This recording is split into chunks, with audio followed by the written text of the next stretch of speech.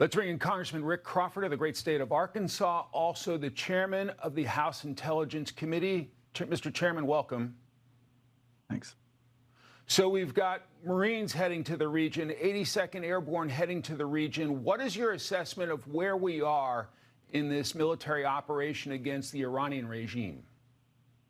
Well, the president has demonstrated a heck of a lot of backbone here where other presidents wouldn't. I mean, in my lifetime, we've seen Iran has been a pervasive threat since 1979. We've been at war for 47 years with Iran.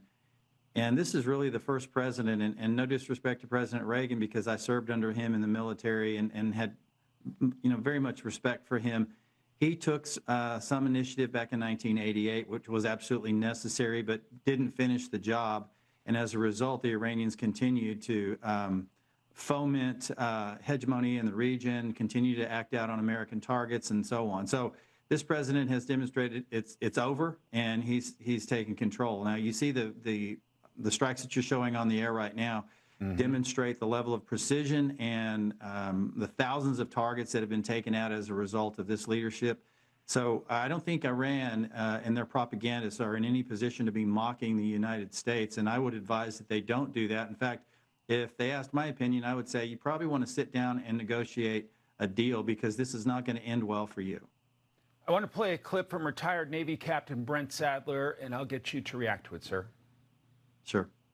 Down in here in the Straits of Hormuz, you've got several small islands that the previous regime, the Shah, actually took from UAE that control access from the Persian Gulf side to the Straits. This is one potential target of the Marines for insertion, and maybe even the Army forces to flow in afterwards. It's about building confidence that any threat will be dealt with. The Marines provide a lot of options, to include riding on the ships and providing point defense as the ships go through that strait as well.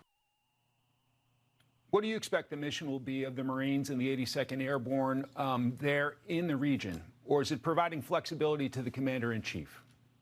I think this provides a heck of a lot of options to the president, no question about it. And if you think about what the Marines do, they respond quickly. They can do a variety of things, but they are basically there as the initial responder based on the president's orders if and when that becomes necessary.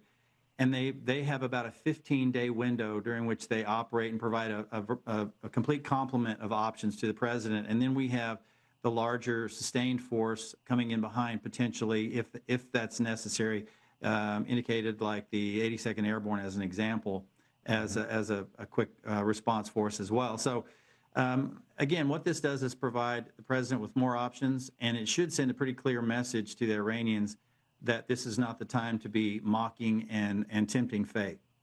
30 seconds, sir. Are you confident the United States can leave Iran in a much better place soon? Absolutely. This is right now rests in the hands of what's left of the Iranian leadership, which has been pretty well decimated and caused some pretty bad decision making over the course of the last month.